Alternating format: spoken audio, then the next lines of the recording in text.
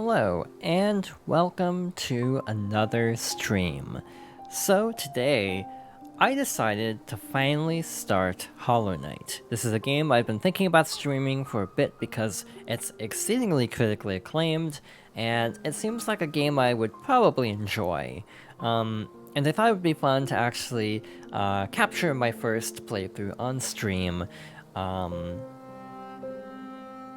And yeah, I'm looking forward to this. This game came out in, I think, 2017. It was very, very beloved at the time. And now people are highly anticipating its sequel, Hollow Knight Silksong. So I also kind of wanted to play this game before Silksong releases, try to finish it, so I'm ready for that sequel whenever that drops. It's been in development for a very long time. So yeah, let's actually get started.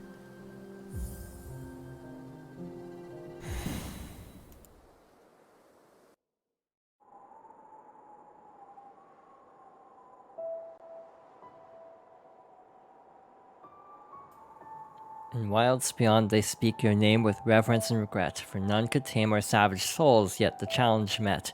Under palest watch you taught, we changed, base instincts were redeemed, a world you gave to bug and beast as they had never dreamed. From Elegy for Hollow Nest by Monomon the Teacher.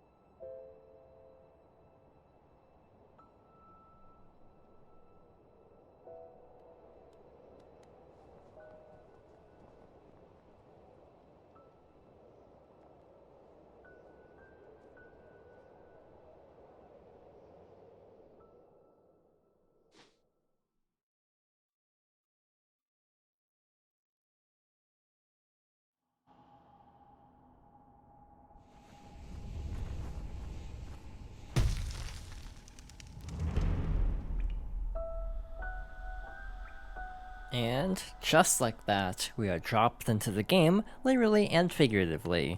So full disclosure, this is essentially a blind playthrough, but I actually have played the first few minutes of this game. Like, I would say about the first half hour at most, just for audio balancing purposes and to kind of get a feel for the controls, and it's interesting so far. I feel like I didn't exactly get a great understanding of how everything works, since I didn't play it that much. But I'm looking forward to this. This is apparently a fairly long game, so we might actually be streaming this for a bit. Especially since I don't stream that often, and usually my streams aren't terribly long, all things considered.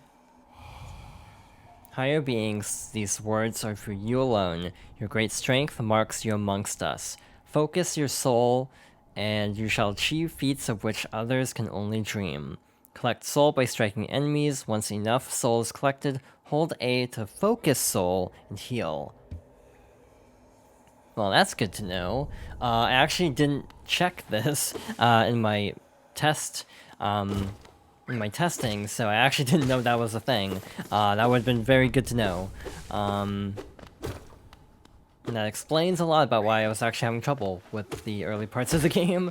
If I knew I could heal, that would definitely help. So, already off to a better start than my test run. Speaking of which, yeah, you can hold A to heal, like so, which is kind of cool. So yeah, this is going to be a fairly casual playthrough. I obviously don't have a ton to say about this game actually because I've not played it before, which is very different than how I traditionally play games, either for YouTube or on Twitch. I feel like in general, I rely a lot on games I'm very familiar with. And sometimes that's to a fault, to the point where I feel like I almost know too much about the game to the point where I actually, specifically on Twitch, kind of fixate on the game and don't engage like more casually, because Twitch in general I feel like is a little bit more casual than YouTube, but I almost approach Twitch with a YouTube mindset, which I almost feel like it makes these streams feel a lot more like formal almost and structured. So playing a game essentially for the first time I think is a good way to try to kind of loosen up my commentary style and yeah, because I genuinely don't know what to expect. I've seen very little of this game. I think I've seen like maybe the start of the game on a stream like a while ago, but that was about it. Higher beings, these words are for you alone. Beyond this point, you enter the land of King and Creator. Step across this threshold and obey our laws. Bear witness to the last and only civilization, the Eternal Kingdom, Hallownest. Alright, so we have to break this down to enter the next area.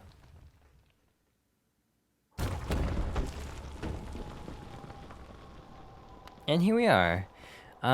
Dropping down to see what awaits us. This game has a very unique art style. Like, the way it animates is interesting to me. It almost doesn't feel like it animates on every frame, which almost gives it kind of a nice stylized look. Can we talk to you? Hello there, traveler. I'm afraid there's only me left to offer welcome. Our town's fallen quite, you see. The other residents, they've all disappeared, headed down that well, one by one, into the caverns below. Used to be there was a great kingdom beneath our town. It's long fell to ruin, yet it still draws folks into its depth. Wealth, glory, enlightenment, that darkness seems to promise all things. I'm sure you too seek your dreams down there. Well, watch out. It's a sickly air that fills the place. Creatures turn mad, and travelers are robbed of their memories. Perhaps dreams aren't such great things after all. So we have these little benches where we can actually rest. So I guess that's a full heal and a save point. We collected like a blue health icon earlier. I actually don't even know what that does yet. Because, again, I'm not super familiar with this game. For all your mapping supplies, we will be opening soon. Zelda and Cornifer. I actually did run into Cornifer in my test run. Will I be able to remember where he was? Probably not, even though that was like last night. We can't go here yet. A stone door with a simple lock.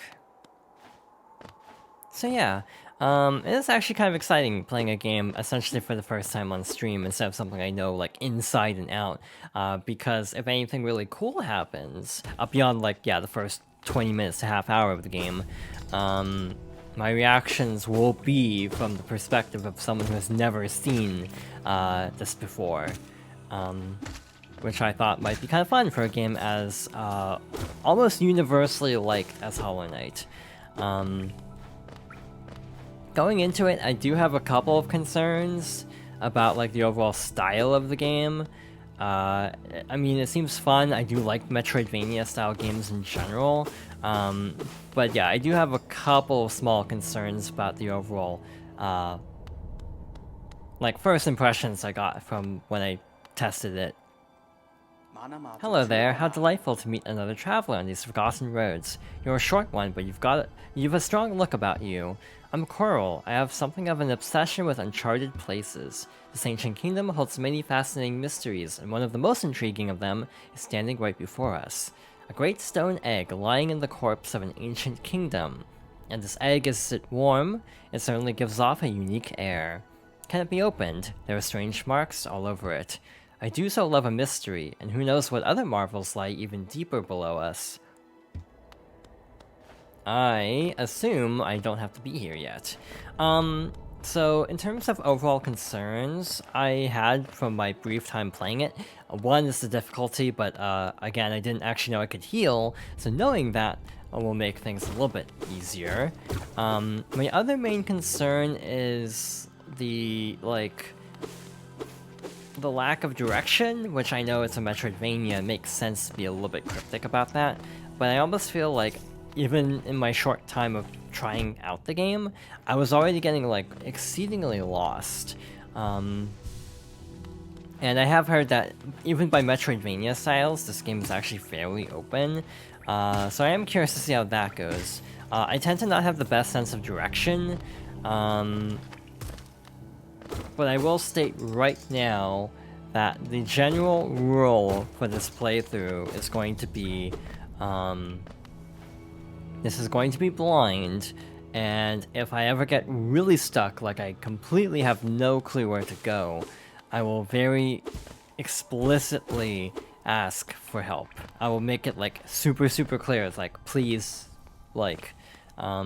actually give advice. This is not a rhetorical question kind of a thing. I may actually ask rhetorical questions from time to time. This enemy is scary. But I did get this far in one of my test runs. I actually did two. One was a while ago and one was yesterday. And in the first test run I did a couple weeks ago, I did fight this enemy very unsuccessfully, but that's how I was able to get through that relatively unscathed. I think I actually didn't take damage, actually. So not bad. I don't know what freeing them did. I've seen other ones that are sealed away like that too, but I don't know what, haven't even reached some of them for one thing. So yeah, this is going to be hopefully a fairly chill playthrough. Knowing this game, it won't entirely be chill. There will definitely be some intense moments, if I had to guess, based on what I've heard about this game's overall difficulty scaling. Yeah, in general, I have a feeling this will be fun. Oh, bury my mother, pale and slight. Bury my father with his two eyes shut tight. Bury my sisters 2x2, and then when you're done, let's bury me too. Haha, do you know that one? It's one of my favorites. We can sing something else if you like. You start singing and I'll join in. I bet you have a beautiful singing voice. Hahaha. So what are you doing? What are you down here for? If you came to get wealthy, just look around you. These mines are so bursting with riches. There's plenty for everyone. Just grab a pick and join in. Alright, let's move on. Let's see what's up here. I found this thing, and I'm not even sure what this does. I have a feeling it just fills up, the soul, to, heal. So I probably should not use that yet. This is about as far as I got. I got a little bit farther because I did meet the map salesman. But beyond that, I didn't get a whole lot farther than that because I did die shortly after. There's also this that can clearly break, but I actually don't know how to break that yet, so we'll just move on. The map system in this game is also kind of interesting, and I feel like it's cool in some ways, and also slightly confusing in other ways, but I'll save my thoughts for that until we get there. Again, this is the part of the game I actually have played a little bit of. But yeah, we'll soon reach a point that I've not even seen at all, so that's going to be when things start to get a little bit more interesting, I think. For now, I'm just kind of trying to find the salesperson I found in my test run. And honestly, I can't remember where I even went to find them. Maybe over here? I actually can't remember. I do like how the downward swing actually gives you a little bit of a boost. You can kind of bounce off of enemies like that. It's actually really fun. I also feel like an issue I'm having with this game to some extent is not being able to see obstacles very clearly, because the overall aesthetic of this game is so dark.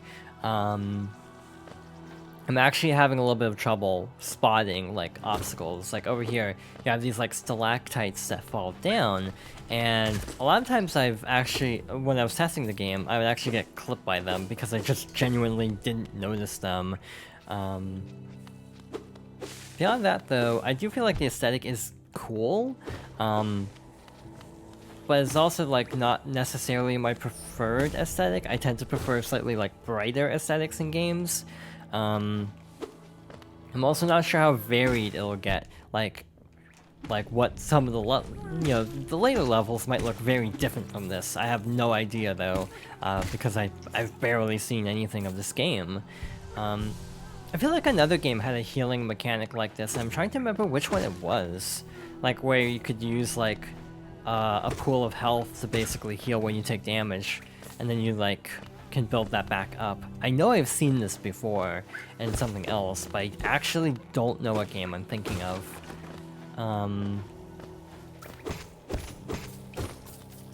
Let's see.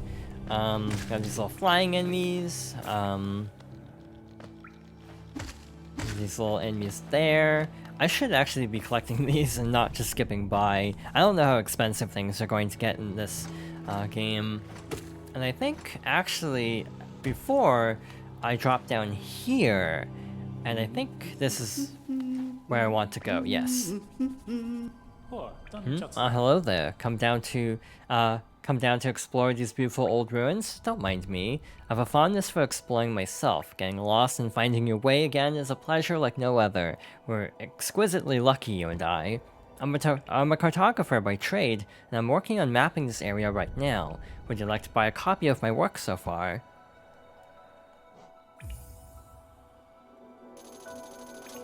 Acquire the map. Hold L to view a map of the current area, view a detailed map of Hallownest and the map pane of the inventory. A map can be a useful thing, but it alone won't show you where you are. If you've not the head for directions, I suggest purchasing a compass from my wife, Iselda. She's just now opening a new map shop in Dirtmouth, selling all sorts of useful things to wanderers like yourself. She'll even sell some of my old maps from time to time. I pop back to see her whenever I finish mapping an area. She's always so excited to see me. So, it's kind of a Zelda situation, kind of. Not really, but that's what it reminds me of. Where you basically have, like, a map and a compass, but if you don't have both, it's not as easy to navigate. So, like, right now, for example, we have this, but I actually don't know where we are relative to our surroundings. If I had to make an educated guess, I think we're on the lower right part of the map currently. Yeah, I think this is the lower right portion. Just trying to get my bearings a little bit. There is a path going to the left that is marked off already. But I feel like this one isn't, so let's actually go here. So yeah, this is basically when this is about as far as I ever got, which is exciting, because yeah, from here on out, maybe a few more rooms in different miscellaneous directions.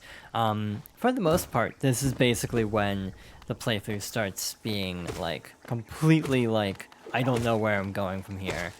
And yeah, to reiterate, I do want to say that, yeah, I would prefer not having, like, spoilers or advice, unless I specifically get stuck for a very long time and get to the point of, like, actively wanting to ask for help. I honestly don't feel like backseating and spoilers will be too big of an issue, but we'll see how this goes.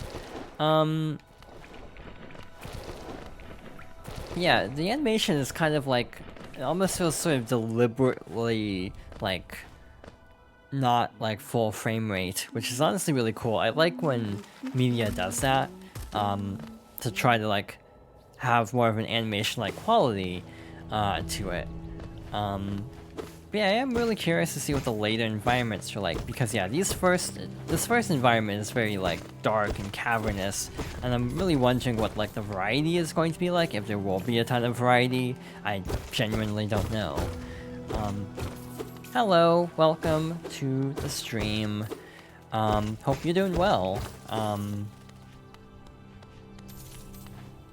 Let's see, from here, Oh, we're locked in. This is where I died on my test run, by the way. So yeah, this is basically as far as I ever got, which is not very far at all. We are currently at 25 minutes. Counting the intro, yeah, we've been playing for about 20 minutes, so yeah, this is about as far as I ever got. Oh, well, that was easy. I got through that, like, no problem for some reason. Yeah, I was having a ton of trouble with that on my test playthrough. Alrighty then. So yeah, we're officially in I have not seen this before territory, pretty much. Again, there may be some miscellaneous rooms I did wander into before. Yeah, Hollow Knight's like a really big deal in terms of like indie games and gaming in general. It feels like it's almost one of those like really big standout indie games. It just kind of really like catches everyone's attention. I'm trying to think of like other indie games that had this big of like an influence, and I really can't actually. I know like Celeste is another good example, but I almost feel like it didn't have as much like influence because I feel like Hollow Knight almost, despite being like one game, it's already made like a huge like impact on like other like indie titles and things like that. So yeah, it's cool to finally get to experience this, even though I have no idea how long it'll actually take to get to like, to get through this game. I might intentionally play other games in the meantime, like not just play this all the time. I might vary it up. I also would like to stream more days than just once a week, but yeah, it just hasn't entirely been working out lately, but I'm actually really far ahead on YouTube work, so I actually might start streaming a little bit more, now that I've gotten the YouTube channel all set up, until June actually, for the most part.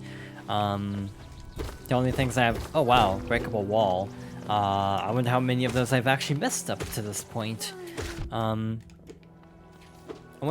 also wonder when they'll actually explain some of the mechanics, like freeing these, freeing those. Like, I kind of just wonder if the game will explain it to us, or if it's just kind of like, I'm sure the game will explain it at some point. Oh, hey, this is a shortcut, I guess, because I think this is the room that we actually entered earlier from the upper path, and it was locked, so we have a way back a lot more easily. And I think I'll actually take this opportunity to go save, because it's been a while. But yeah, I hope everyone is doing well today. It's been a weird week for me. I haven't been doing, like, particularly well or badly, I feel, which is also part of the reason why I almost feel like I hesitate to stream sometimes, because I almost feel like streaming is kind of intense for me, personally. I kind of struggle with streams, or if I'm not, like, mentally feeling up to it, I tend to put off streaming beyond like the regular streaming day, which would in this case be today. So yeah, let's actually head out. And yeah, let's head over. Let's see if we can buy something. Because they're talking about like, because yeah, when we're talking to the cartographer, it almost sounds like we're going to be able to enter the shop now.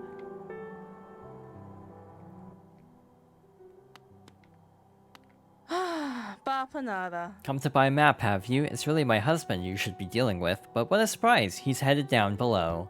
He'll pop back occasionally to deliver new maps for the store, but I do wish he'd spend a little more time up here. I've not much interest in retail myself. Now let's see what's here for me to sell.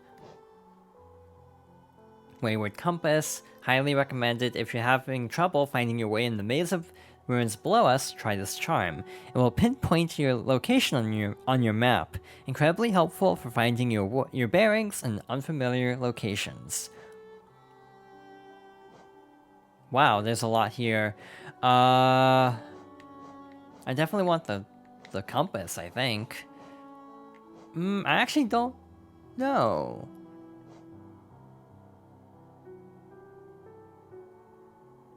A lot of this is actually really helpful. I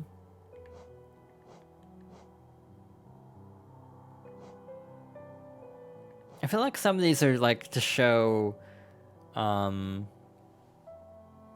wow, this is like putting your own markers on the map. That actually would be helpful. Yeah, we don't have enough money for like a lot of this.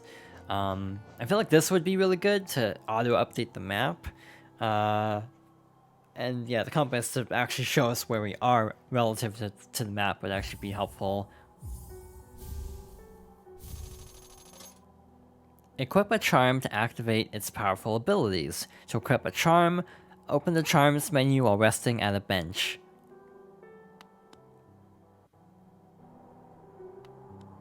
Alright, so there is a bench right over here. To equip a charm, press the charms menu, or open the charms menu. I did not have a chance to read all of that. Alright, so it looks like we can equip like not that many charms. I don't know how many we can actually equip in total. Probably not too many. If you can equip too many, you defeat the purpose of it all. Like, if you literally can equip everything, it defeats the purpose of a charms menu instead of just an upgrade menu. So yeah, I have heard about this system before. It's kind of an interesting way to actually handle various equipment, to not have it be like upgrades, but instead be like equipable. Again, it depends on how many item slots we actually get. That'll definitely make a difference of how I feel about this going forward. And yeah, my biggest issue with Hollow Knight so far, and this might be a bigger issue as the game gets even more complicated, I almost feel like the game is too open-ended to the point where it's not necessarily the type of Metroidvania I enjoy. People debate all the time about like how open should a Metroidvania be. I'm kind of in the camp that likes them somewhat more like structured and linear. You know, like Castlevania, you kind of have a balance between, you can get lost easily in a Castlevania, but in general you do have kind of an idea, like a main path basically to go through. But yeah, I've heard Hollow Knight's like very open, so I'm a little concerned about that because I don't necessarily have the best sense of direction, so I almost feel like we might get lost quite a bit. The Pilgrim's Way. Travelers of Hallownest descend through verdant wilds and fungal groves to the city at this kingdom's heart. There are all wishes shall be granted, all truths revealed. Alright. In terms of... oh, is this like a mini-boss? Interesting. I have an idea already of how to defeat this, but let's try it. That is not the answer. Alright. I was trying to see if I could, like, deflect it at all, and that doesn't seem to actually be the case. It's just a matter of facing away. It's actually distance-based. I don't know if we're supposed to be here yet, if I'm being honest. I have a feeling we have to come back here later with a different ability. So yeah, like Hollow Knight feels like a game, sort of almost like an old school Metroidvania in a way that will just let you wander around and get lost. And it's kind of weird. I feel very torn on games like this. If done well, I'm actually okay with it. But sometimes I do end up getting a little bit frustrated. So yeah, this might be an interesting game to try to play through on stream. Again, if I ever get really lost, I'll just point blank try to ask for help to speed things along. Alright, we're back here. So I guess that icon on the map must be the cartographer's location, so probably good to keep that in mind.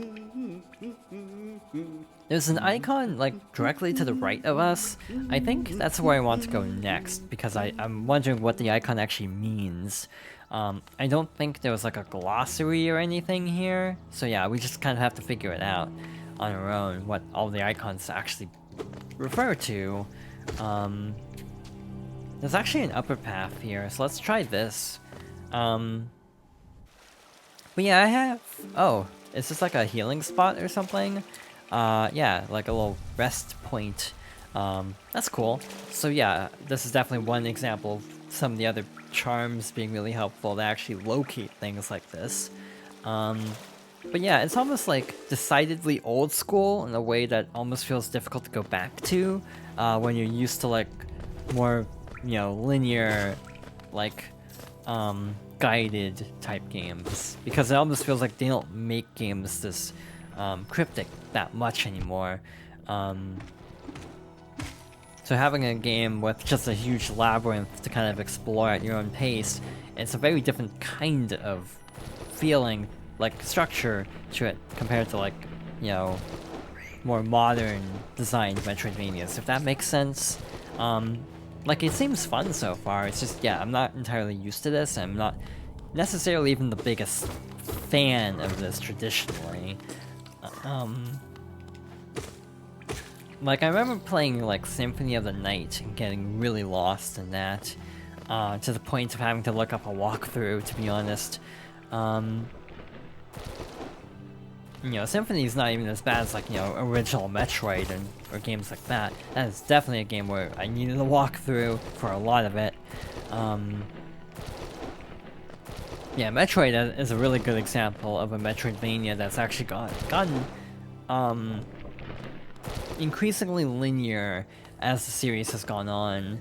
And a lot of people don't like that, but I'm actually relatively okay with this because I almost feel like it, for me, it's also a matter of like time in a way. Like,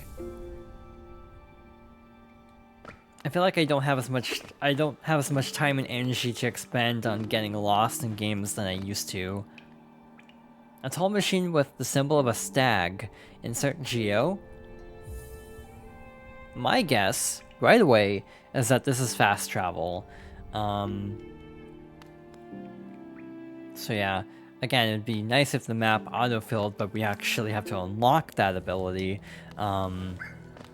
Which is a very interesting way to actually incorporate that. Again, there's some interesting design choices that, like things that would probably just be like naturally, like directly given to you in other Metroidvanias that are kind of like unlockable and optional in this. That's very unique. We have an enemy down there. I guess we can just go straight past them though. Lots of enemies, okay. I definitely feel like this path is very dangerous and will probably be leading up to something big. Yeah, this is starting to feel very ominous.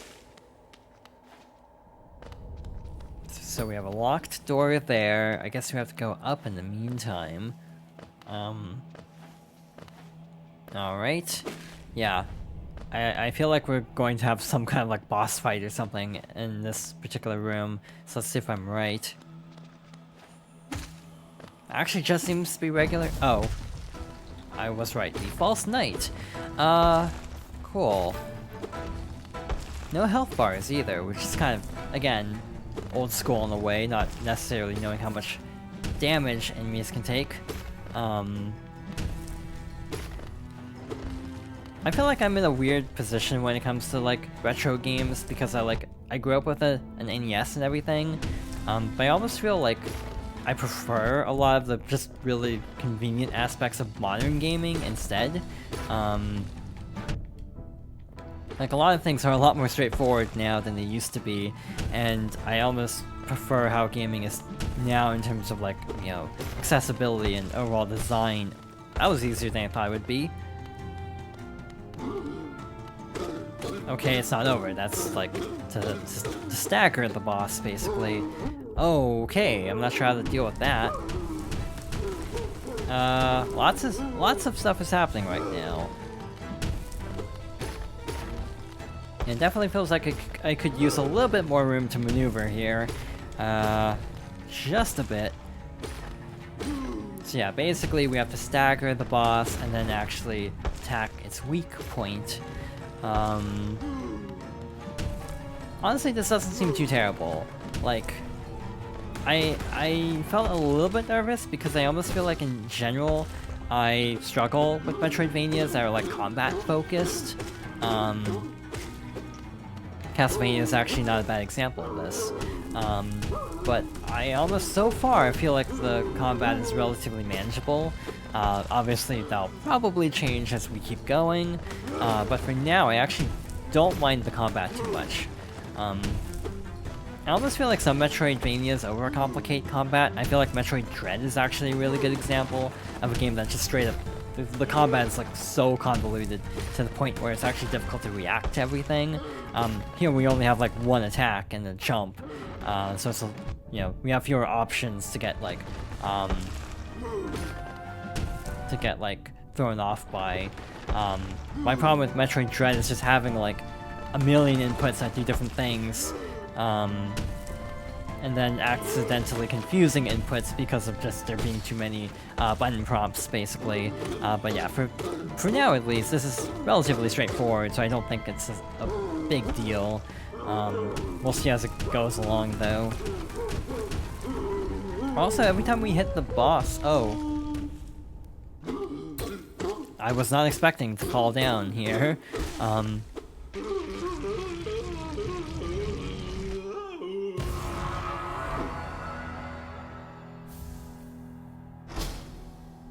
So we got a city crest. Yeah, that was not the direction I thought that fight was going to go in. So for, I guess, our first boss, that was relatively, smooth sailing. We didn't die, for one thing, so that was nice. I guess we can't go over there again, very easily. I don't know what the crest does, either. Or, oh, that's just a lot of money, okay. We can definitely buy a few upgrades now.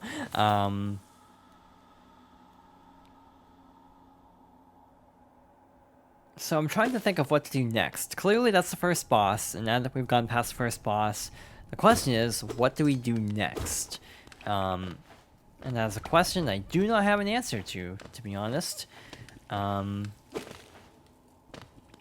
There's something up here, so let's actually see what this is, if we can actually reach it.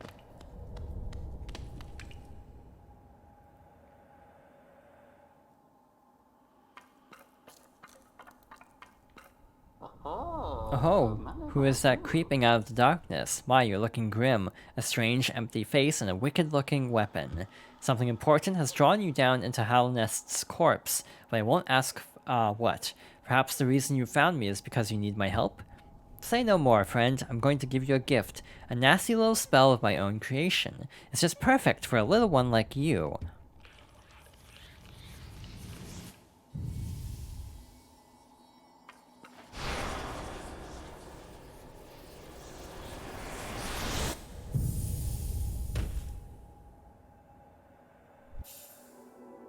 Consume the Vengeful Spirit. Tap A to unleash the spirit. Spells will deplete soul. Replenish soul by striking enemies.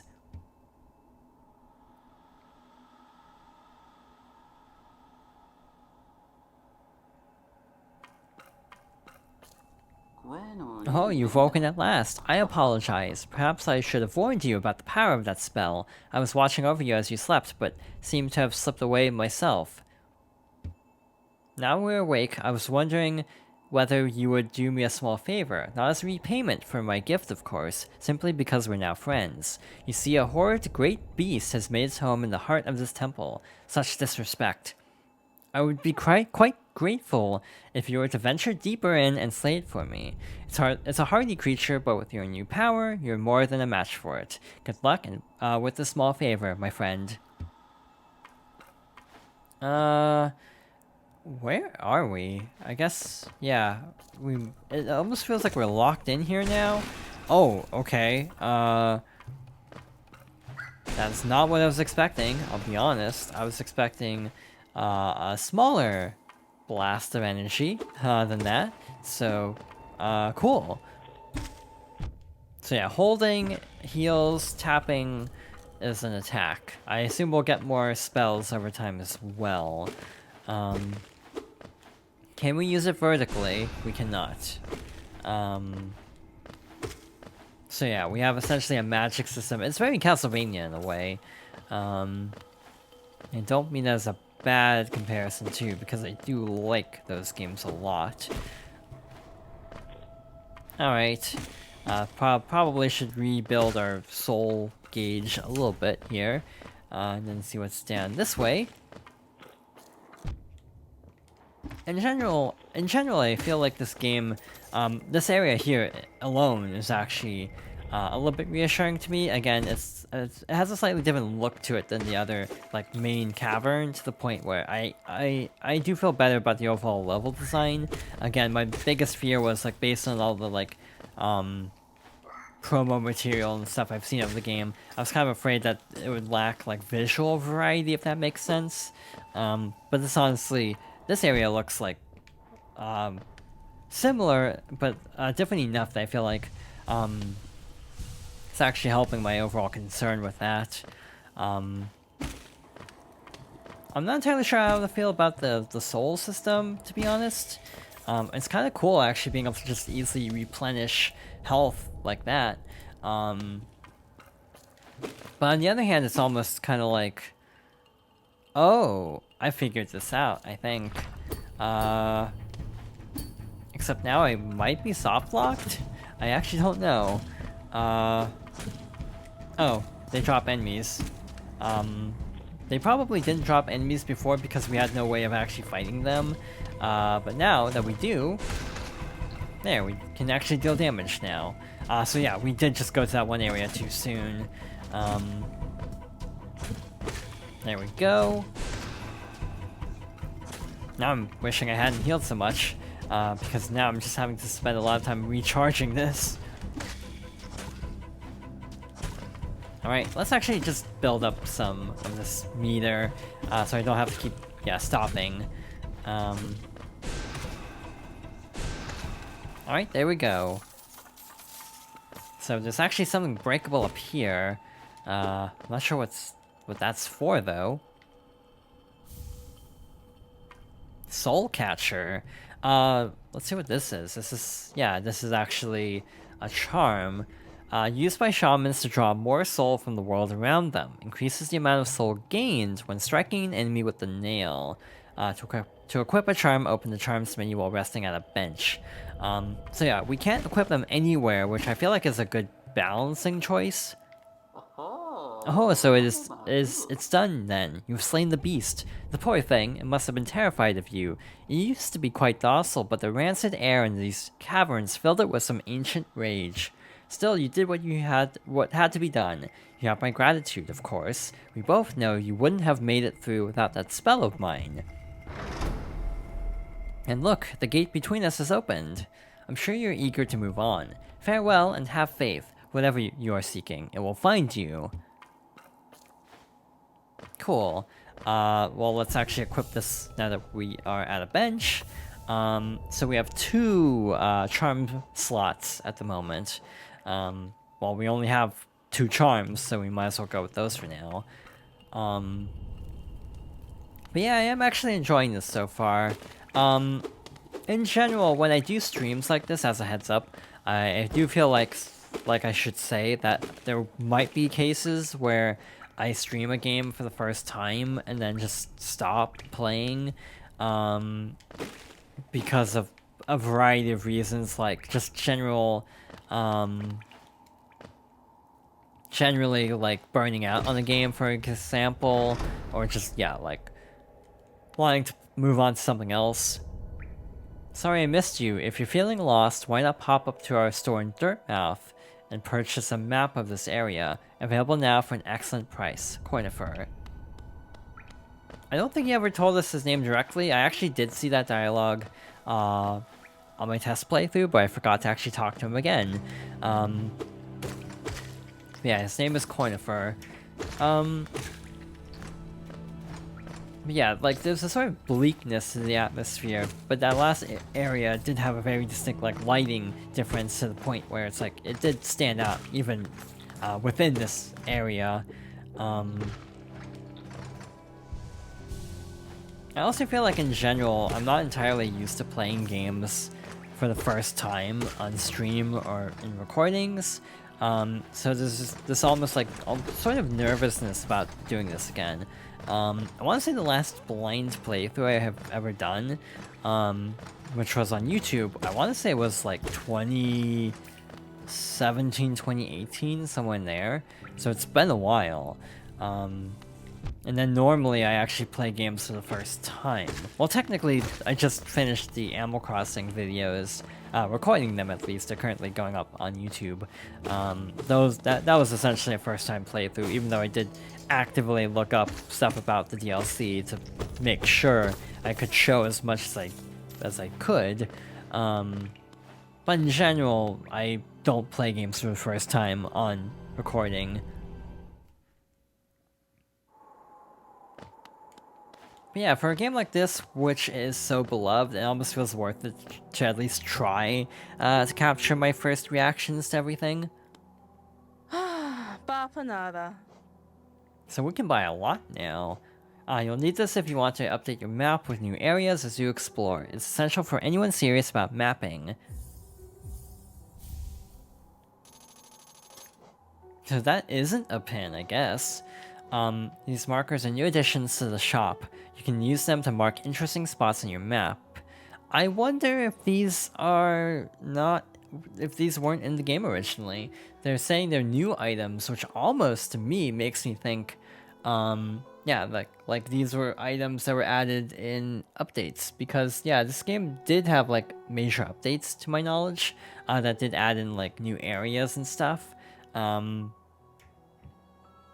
yeah, that might actually be, that might not have been in the game originally. These pins will mark benches and other rest spots on your map, useful if you're exhausted and just need to find somewhere to sit.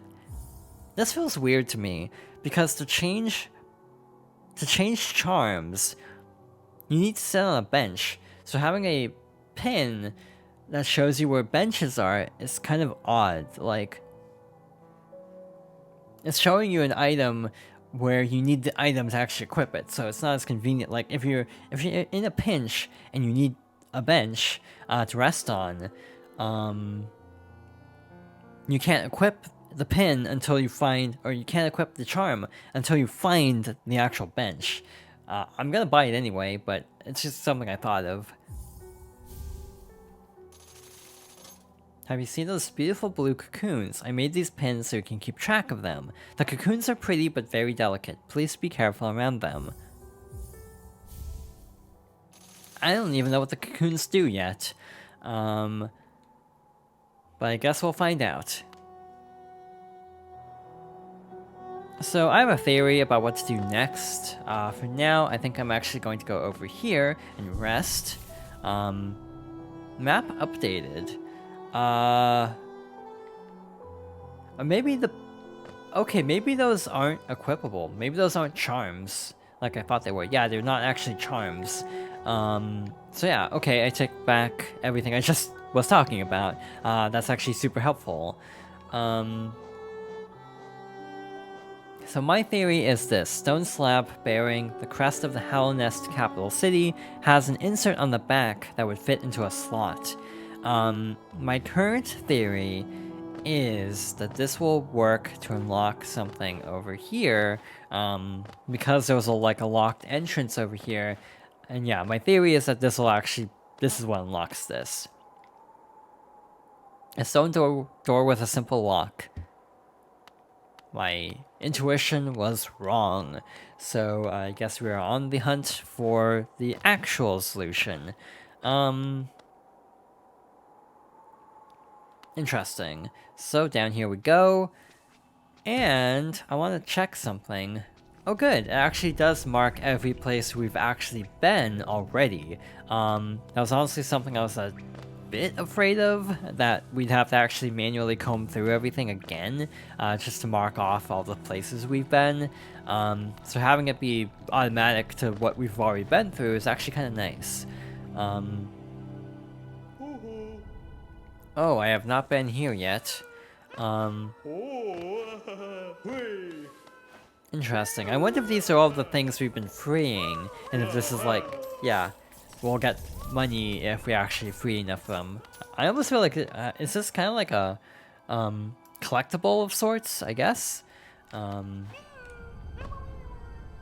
Yeah, it looks like we'll get money and things like that by rescuing them. So yeah, that's worthwhile. But again, kind of like an optional collectible, I would assume. Some are actually like in places where I can't reach yet, so I actually don't remember seeing if there was an item to actually track those on the mini-map, or if we actually kind of have to keep track of that on our own.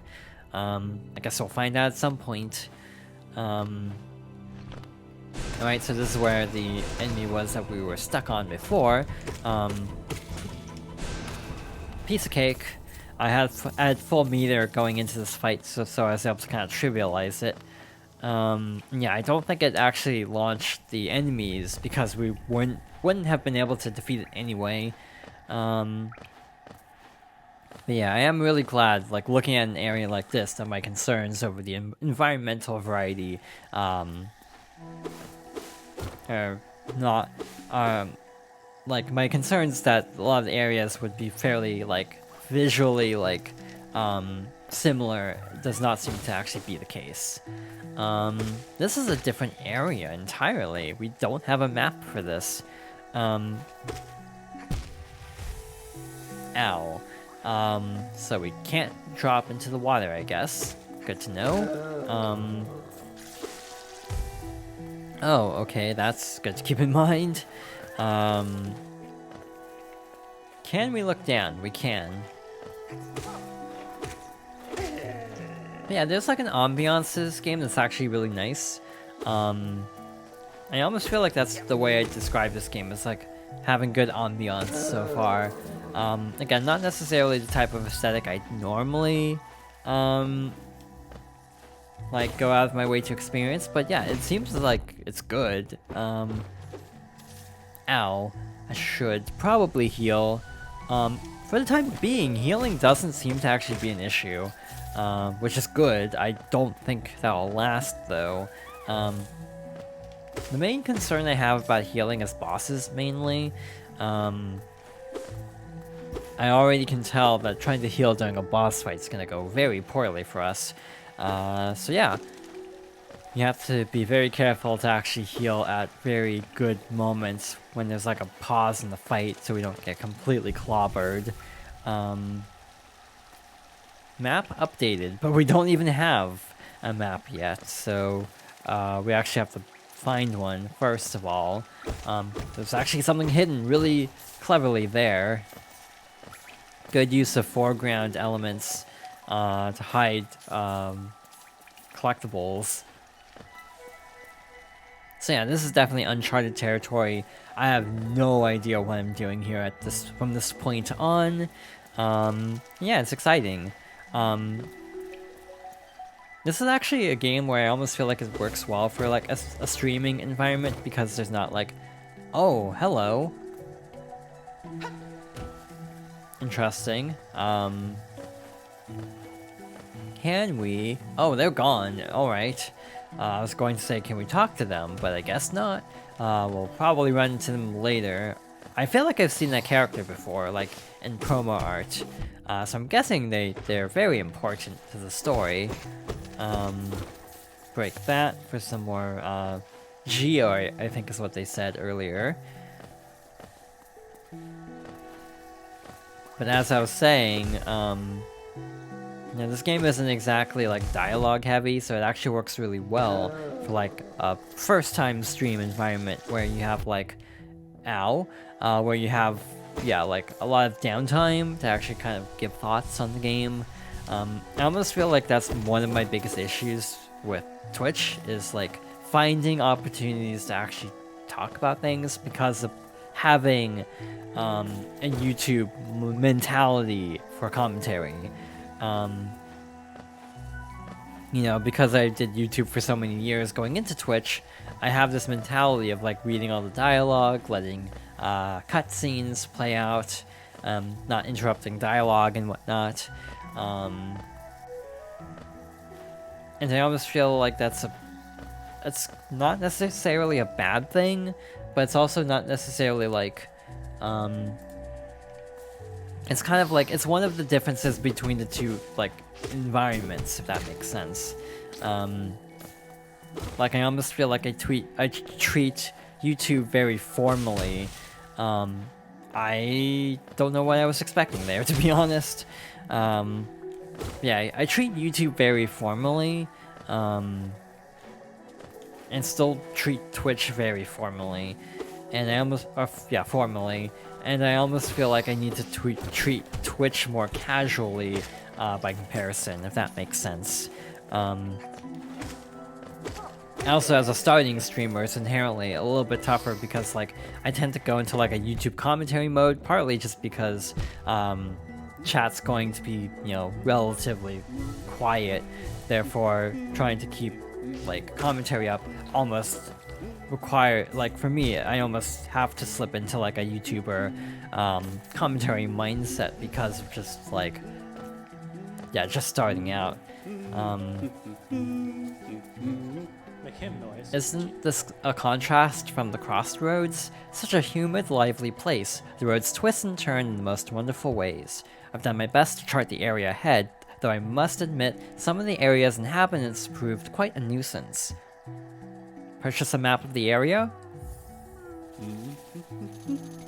Oh, by the way, I haven't introduced myself, have I? Yes, I should apologize for that. When you spend a lot of time by yourself with just your own thoughts, you forget the niceties of conversation. My name is Coinifer, and I've always loved exploring the world. Why, when I was first hatched, I wandered off immediately, leaving my brothers and sisters and poor mother behind. That's why as soon as I moved to Dirtmouth with my wife, a huge unending kingdom to explore right on our doorstep, who could resist?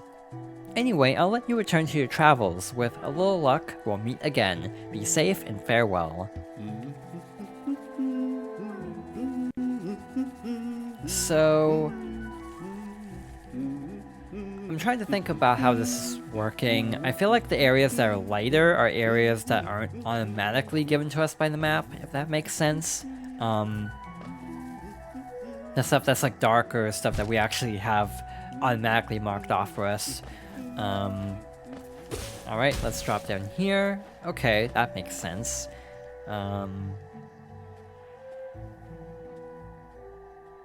What is the top left icon for? Is that another boss or significant area? I have no idea. So let's actually generally head over there, but also take plenty of time to just explore. I almost feel like also another difference between YouTube and Twitch is the sort of casual approach to just exploring in a game like this. You know, in a YouTube playthrough, I'd almost feel more like trying to stay on the main path a little bit more. Well, that doesn't look particularly inviting. Tiny Squib. You approach fearless. Are you a hunter like me? Do you feel the urge inside to stalk, to kill, to understand? Then take it, my journal, it will aid you. At first the text may seem difficult to discern, but a learned hunter will come to understand its words. Venture the depths of this land and slay its beasts. Prove yourself worthy to bear the mark of hunter.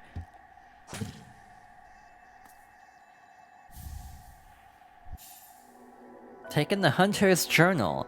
Press minus to open the menu, then navigate to the journal pane. Defeat enemies, add new entries to the journal, and decipher the hunter's notes. Is this like a bestiary? Yeah, it looks like it's sort of like a bestiary of enemies. So it looks like for bosses we're just given the notes straight up, but for other enemies we actually have to defeat a certain number of them to actually get the full, like, description. Interesting. We also had a few already.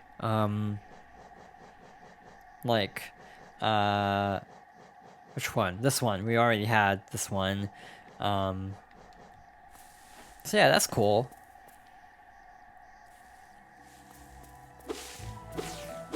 But yeah, in general, I do like the idea of like streaming and YouTube content creation. But yeah, they actually have slightly different mentalities that kind of make it difficult to go back and forth, I find.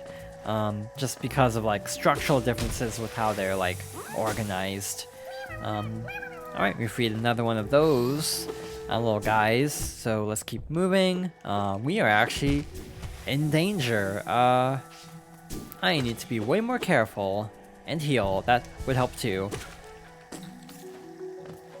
Cool. I also like the amount of interactivity with like the foreground and the background elements where you can like slice away at like the foliage. Oh, hello. New journal entry. Good to know that the game will just straight up tell you when you actually unlock a journal entry. Instead of like having to check it like every time to see if you've actually unlocked something. That's way more convenient.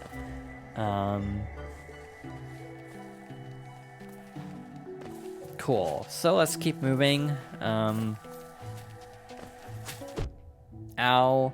I'm not entirely sure how long I'll be streaming, to be honest. I think it also partly depends on when I can find a save point. And frankly, I have no idea how long that'll be. So yeah, we'll just keep going until we get to a good stopping point. Break that, collect the Geo. Oh yeah, these enemies kind of can ambush you a little bit. Once you get the pattern down, it's not too terrible, and I needed to heal anyway, so it works out. Also, by the way, this is the Switch version. To my knowledge, this game is available on like everything nowadays. So yeah, if you have like a PS4, Xbox One, I'm pretty sure, yeah, you can play this game. It's also on Steam. That was the original platform for it, if I'm not mistaken. I think it released like a year earlier, actually. Then on Switch, and then I think on the other consoles last. Oh, we are in trouble. Let's hop over here, heal, and then try this again. I don't have enough to heal. That's bad. Alright, so instead, let's just be very careful. This is actually slightly tricky. But we managed to get through that. Barely.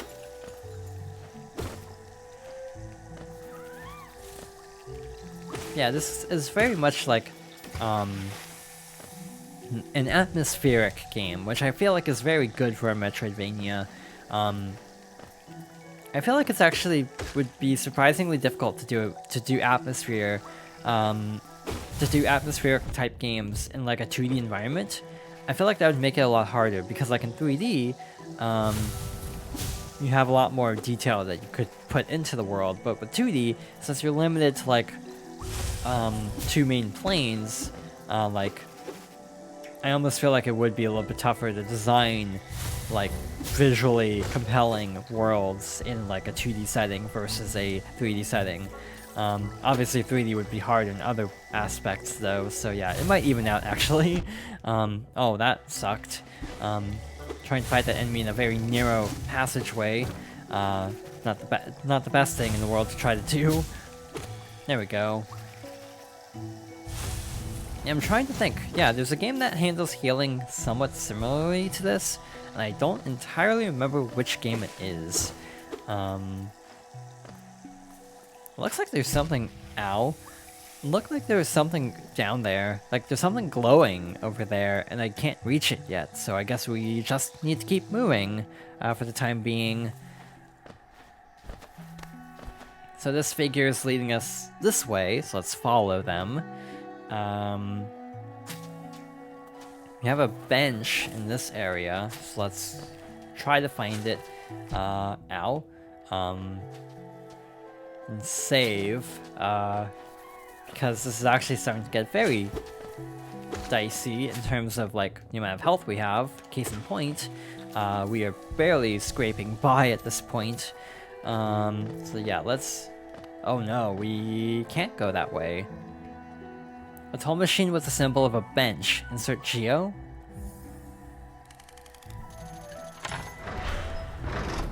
Oh, interesting. So like we have to pay to heal. That reminds me of like Paper Mario actually.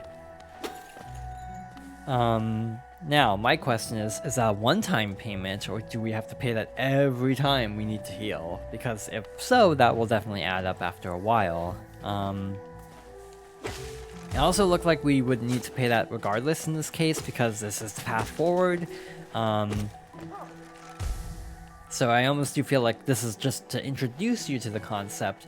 Like maybe in other areas you won't have to pay to pass through, but you can pay optionally to heal if necessary.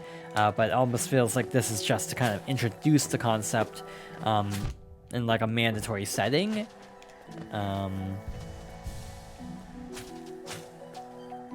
Yeah, it's very interesting having games that are like not as like linear and like guided.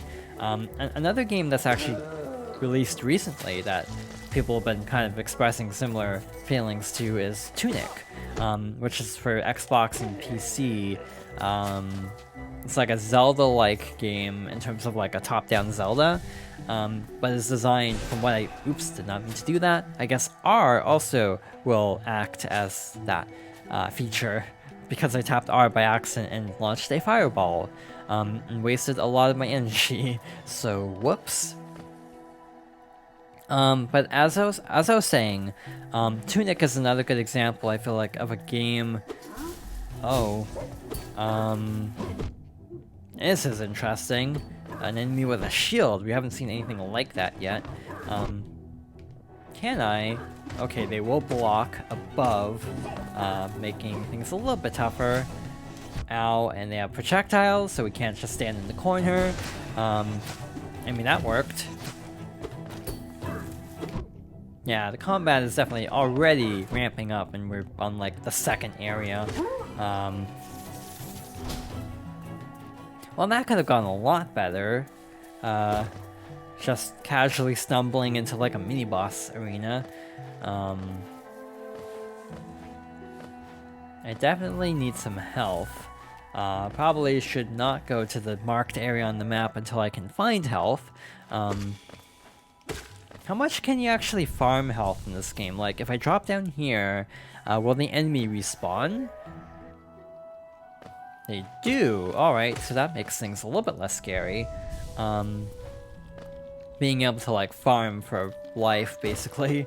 Oh, the lighting is changing. That's not concerning at all. Kind of means we're going into a new area. Yeah, this definitely feels like a more combat-oriented Metroidvania. Some are a lot more like exploration-based, but this is kind of like a mix of both. And yeah, in general, I'm actually enjoying this. Yeah, in general, if I like really enjoy a game that I start to stream on Twitch, I'll definitely continue it. There may definitely be cases where I play a game and then decide, you know what, I've had enough, and then I just don't stream it again. Just like a one-off stream kind of a thing. But I would definitely like to keep going with this a little bit more. The greater minds when streamed have leaf and cast these caverns so, in every bush and every vine the mind of Un reveals itself to us. Interesting. So yeah, it's kind of like the lore is gradually given to us instead of having like an overarching story. Yeah, the lore is just kind of like gradually revealed to us.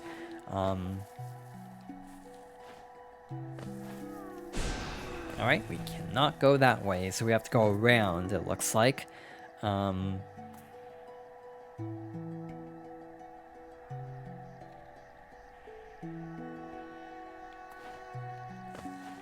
Maybe up here is the right path to go. Nope, that was just this. Alright. I didn't actually mean to fall down here.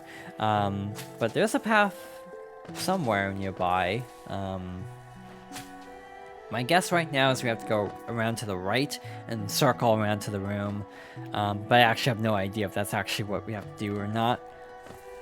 Alrighty then, skip you again, or just take a lot of damage, that works too. So not really a mini-boss per se, if that's a regular respawning enemy. I actually don't know how to feel about that. I was hoping that, like, once we defeated that enemy, we would not have to worry about them again. Yeah, in terms of, like, general, like, gaming, I haven't really been playing a ton of games lately. I've mostly been playing games for video work. Like, I talked about Animal Crossing earlier. I played through the Happy Home Paradise.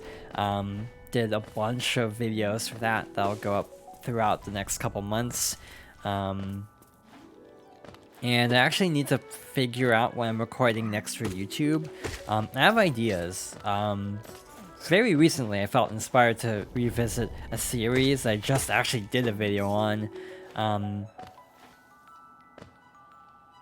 But I think it'll actually be interesting to kind of go through an entire series of games gradually. They're not very long games.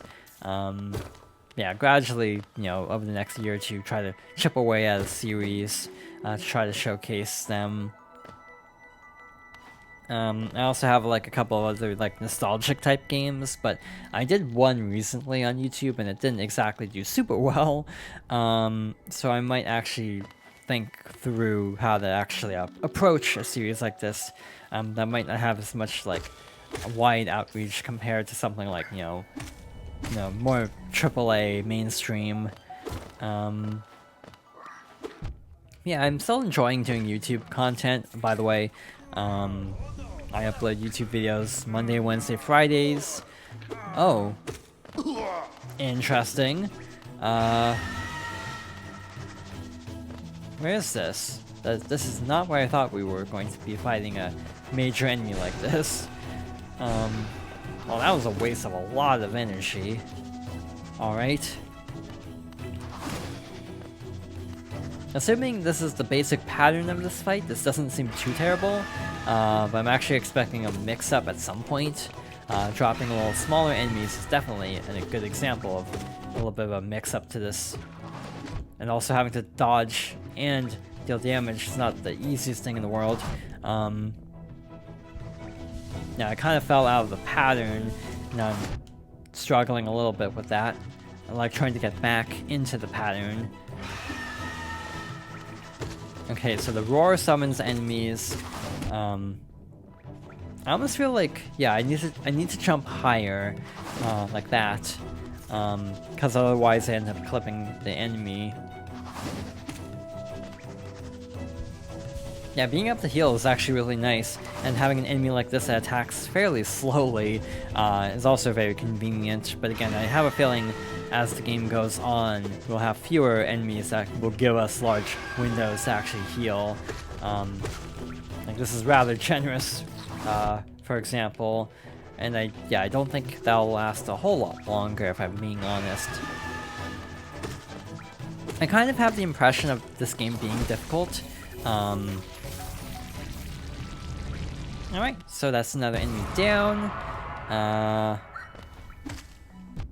Again, not where I was expecting to have to fight a mini-boss of sorts. Oh wow, they're still alive, so let's talk to them. Just what do you think you're doing? You dare to come between me and my prey? Is it a habit of yours to scurry about, getting in the way and causing bother? No, this cur, I am Zote the Mighty, a knight of great renown. Cross me again, and you'll find out why they call my weapon Life Ender. You're welcome for saving you. Alright,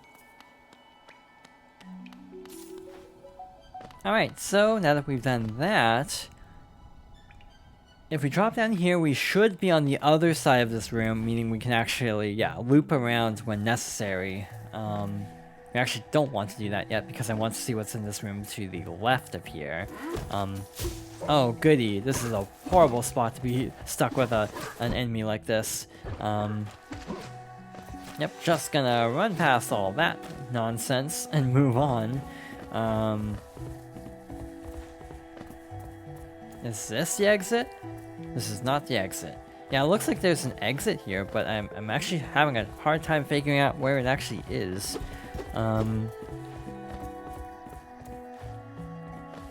I should heal first. What level am I even on of this room? Yeah, I'm actually higher up, so I actually need to drop down a little bit. That was my problem. I assumed that was the lower part of the floor, or the lowest part of the floor, when it's actually over here. I keep seeing these little signs. I actually don't entirely know what these signs mean. Yeah, it's kind of like an interesting game because you have to kind of like, yeah, figure things out somewhat on your own. It looks like another fast travel spot and a bench, assuming something really big is going to happen in the next room, which I think is fairly likely. And definitely want to heal there.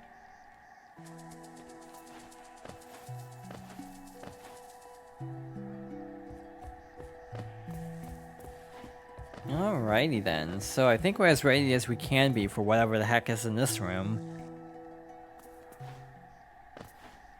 So far it's quiet, but I don't think that'll last for a whole lot longer. I don't like having this narrow tunnel here, to be honest. It's almost like, is there going to be like an escape sequence here? It is a Metroidvania after all. Come no closer, ghost. I've seen you creeping through the undergrowth, stalking me. Soul Kingdom, a terrible thing awakens. I can smell it in the air. I know what you are. I know what you tried to do. I can't allow it. Alright, so we are fighting Hornet. Ow. I have a feeling this fight is going to be bad. Like, you know, the last fight we got through relatively no problem. I don't think that'll be the case this time. Yeah, I'm really getting the impression that the gloves are off now.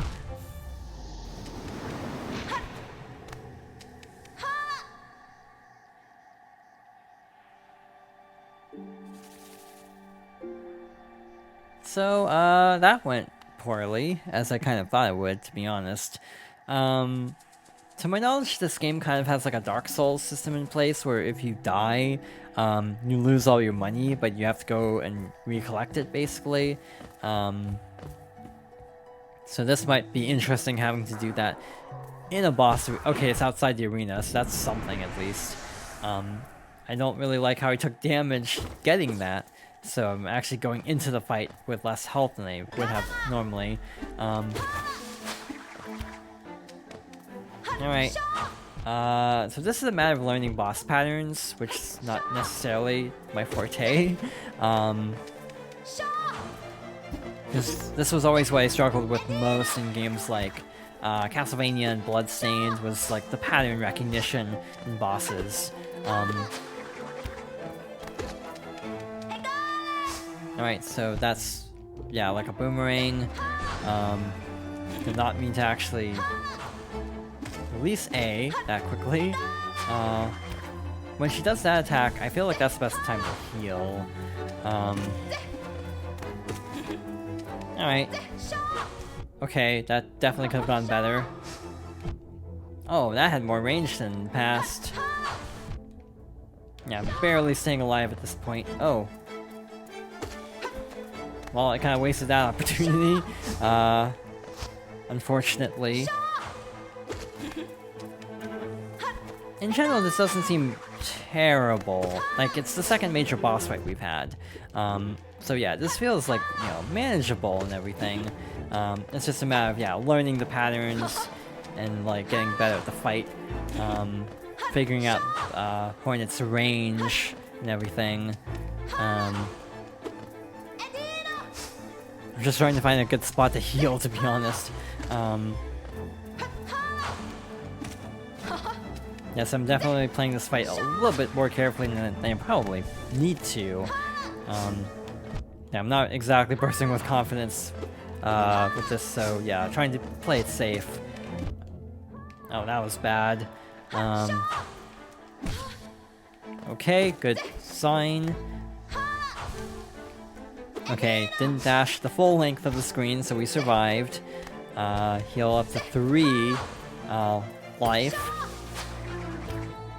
Yeah, that attack is the best, the best time to actually try to heal. Do we lose soul when we take damage? I think we do. Yeah, I think we do. Which definitely makes it harder to heal. Yeah, there are definitely openings to heal, it's just a matter of actually finding them. Well, I'm not sure if that trade was worth it, but at least we were still alive, so that's something. Alright. Still alive, somehow. You know what? For the second attempt, this is actually going relatively smoothly. I'm definitely picking up this fight faster than I thought I would. Obviously not perfect by any means. No hit runs in my feature for this game. But yeah, definitely better than I would have expected going into this. I say as it just falls apart.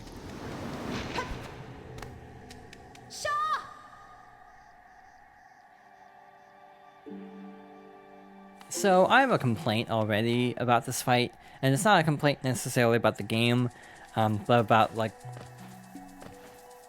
boss fights in general. That I almost feel like sometimes bosses are like too long. Like as a general concept, I almost feel like bosses go on too long in games to the point where they're just like this long marathon of trying to like get through a fight, basically. Like, I assume we start back at stage 1, basically. So, like, you know, if we started at, like, phase 3 of the fight, I actually wouldn't mind it too much. But, you know, going back to the very beginning of the fight and having to redo everything in games like this is not my favorite thing in the world. Like, that, you know, going back to Metroid for a moment, that was actually one of my big issues with Metroid Dread, was losing at a fight and then having to redo everything. And some of those fights, like specifically the multi-phase ones, would take forever, and then you would end up having to just spend a ton of time just getting back to where you died, meaning you're actually not getting much practice at the later fight. In this case, Hornet's attacks are basically the same across every phase. It's just like, I feel like their range gets better for attacks. But in general, it's like, it's the same fight. So we're not having to like adapt to new phases, so it's a little bit better than Metroid in that regard, where you have to like learn a new phase, and then they give you 0 time to actually learn that new phase. Also, this is going really fast. We've staggered them like twice already. I'm trying to actually play a little bit more aggressively, almost like if I can deal more damage, then that will just make the fight end sooner, and thus we'll not have to survive as long, if that makes sense. Yeah, like the longer we actually have to stay alive, the longer we have a chance to actually mess up. So if we make the fight shorter, it'll be easier to stay alive. I wonder if there are any, like, weapon upgrades. Like, I think of, like, the Shantae series, where you can actually upgrade, like, attack power and attack speed. It actually doesn't seem too bad in this, like, by default, but I'm just wondering if that's actually a feature.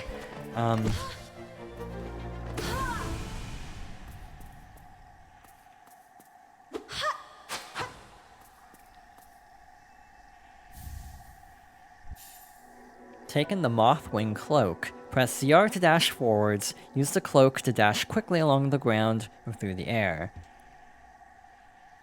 Alright, so I assume what this allows us to do is pass through these? Nope.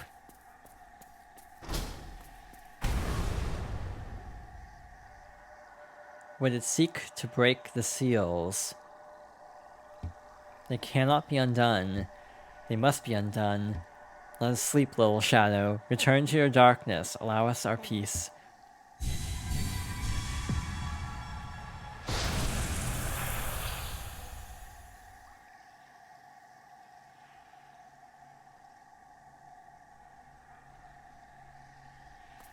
Interesting.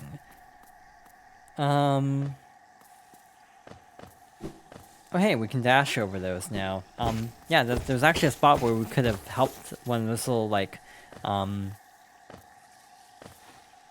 I don't know what they even are supposed to be. If like those little caterpillars, that's kind of what they look like to me.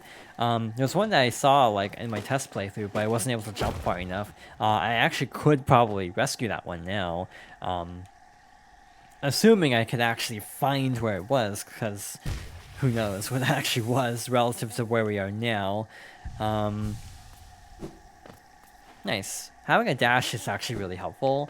It doesn't look like it takes soul either, which is great, honestly. Just being able to just dash to our heart's content is kind of cool. Oh, this area is pretty. Why do I have a bad feeling about it, though?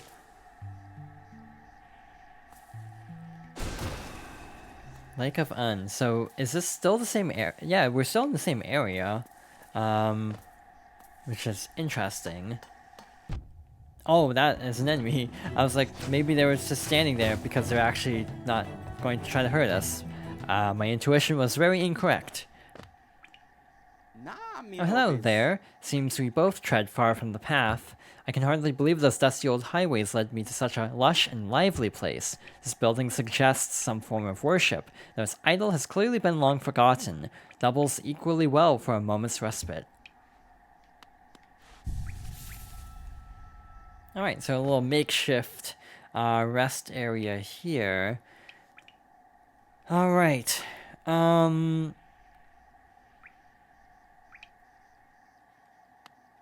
Now, the big question is, where do we go? So yeah, with Metroidvanias, there is a big split in design philosophy, I feel, between like how much you should actually guide the player. Again, I feel like this goes to kind of an extreme of really not guiding the player, which again is almost refreshing because of how many modern Metroidvanias opt to like, yeah, give very overt advice from time to time, while this is just like, yep, you're on your own, figure it out kind of a thing. And so far, I'm actually enjoying it, but I honestly already can tell I'm going to get to a point where I just get really frustrated, because with how open-ended it is already, and we're only like an hour and a half into the game, we are 100% getting to a point where it's going to open up a ton, and I'm going to just get really turned around and lost. I get lost in really linear Metroidvanias, actually. The green children walked from the dream unto these lands. Here we now shall wait, patient for the call to return. This is hidden away. Alright. Yeah, it almost is interesting because it's like there's a lot of lore that's just being gradually introduced to us, basically. Like, if we want to go looking for like lore and secrets, we can definitely find it and learn a lot more about the world. But alternatively, you can also miss a lot of it, which is an interesting like setup. This is not good. Well, at least we managed to heal, but I have a bad feeling that if we stray too far away, that might reset the enemy's health. So I'm trying to not go too far away when I try to heal. Yeah, I do feel like the combat is like surprisingly straightforward in some ways, but also pretty challenging, if that makes sense. Like, for a game where you have so few like inputs, the combat honestly feels like remarkably in depth, if that makes sense. We are in a bad position, a very bad position here. I can't believe that counted, but I will take it. I definitely needed the heal there. There we go. It's just a matter of getting into a rhythm. It's almost like Zelda 2, actually, with like the downward strike in that game. You know what? That's actually not a horrible comparison, now that I think about it. In terms of like combat system, I feel like I compare games to other games a lot, just because like I see a mechanic and it's like, oh, that kind of reminds me of fill in the blank. It's almost at a point where like a lot of games kind of draw inspiration from one another to the point where when I see a mechanic, I just can't help but be like, yeah, this reminds me of this. Even though, in all fairness, this game actually does a pretty solid job of standing apart from other games in the genre from what I've experienced so far. Alright,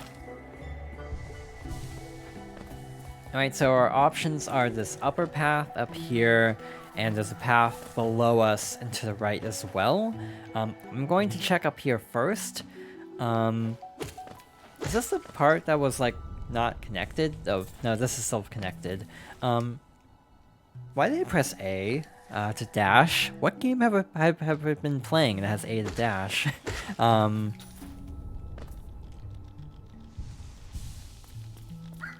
Because, yeah, I just instinctively pressed A, even though that's clearly not right. And that's another problem I actually have with controls in games, is, you know, every game controls slightly differently.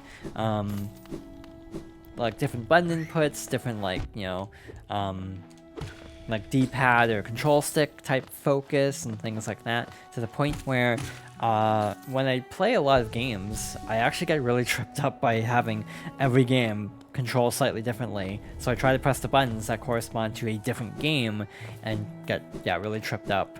A really good example of this recently was playing Horizon Zero Dawn, and then immediately after playing Pokemon Legends Arceus, where I was constantly inputting the wrong thing, because of just being used to how the other game played. Specifically, I almost feel like 2D games, and then 3D, like, open world games, I tend to have issues with, because a lot of their overall design is very similar, but the controls are always set up so differently from one another, to the point where it's hard to shift from one to the other. You know, like trying to play like an Assassin's Creed game and then playing like a Skyrim type game. It's like they're both big open world games, but they do not control anything alike. This is a new area. I have this... There I go again, pressing A. I have this perpetual fear in Metroidvania... Oh, I see. This is where we need to go. And I can tell... because this is a spot where you could easily get up here and then be like, nope, you can't go any farther because you can't dash. But we can dash now, so we are good to go. Oh wow, that was a secret passage. With a very scary amount of enemies right now. I am not a fan of this, to be honest. You know what I need to do is actually do this. Stand next to the one to keep it from, like, attacking, and then defeat the one, and then move on to the next. Yeah, that's way easier than what I was trying to do, which was... Oh, that's bad.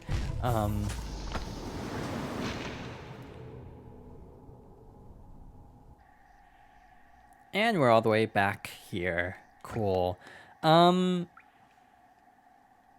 Alright, so now there's the question of how did I get there?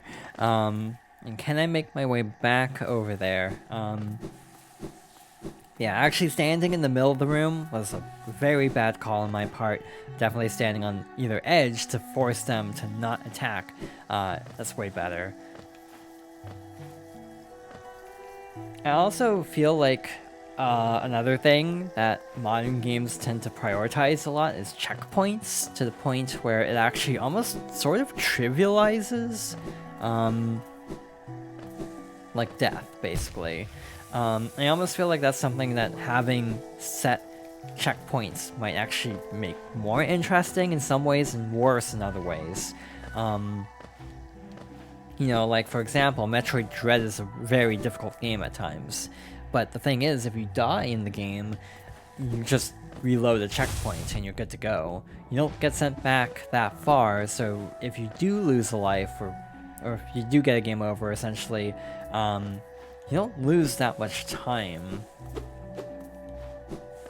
And that's kind of my concern with this game, especially as the game gets more difficult, is that the game will not have enough checkpoints to sustain, how to put this? To basically, like, that eventually you'll get to a point where you have to spend like a ridiculously long amount of time to just get back to where you were.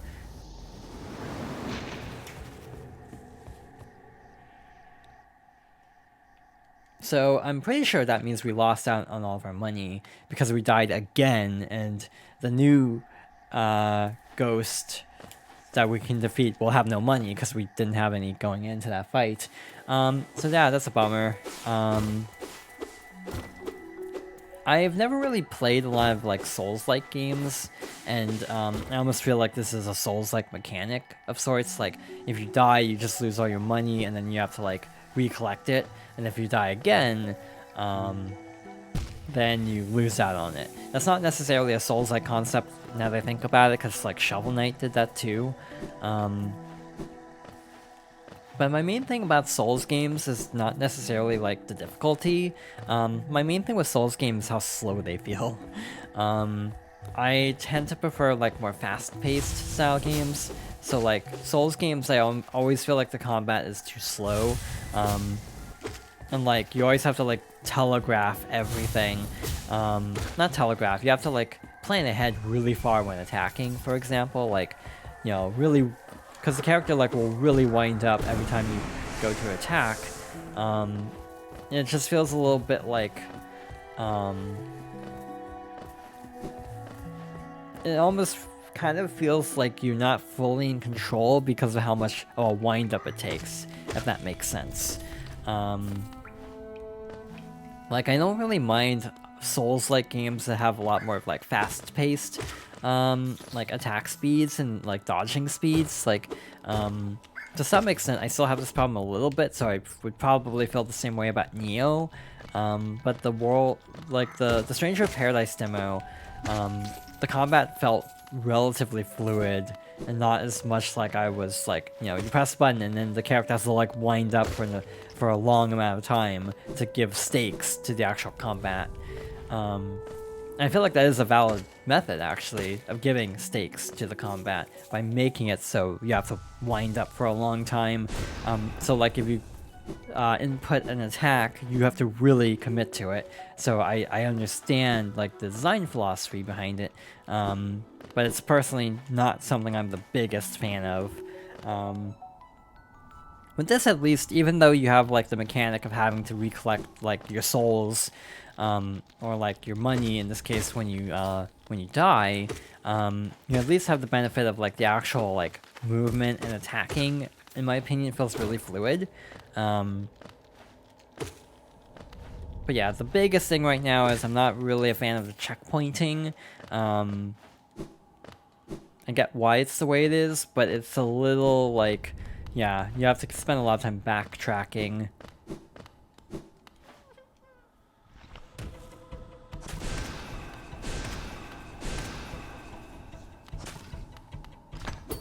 Well, at least one of the enemies is gone. I'm actually a little bit surprised by that, actually. I thought both enemies would respawn, since this is technically like one encounter.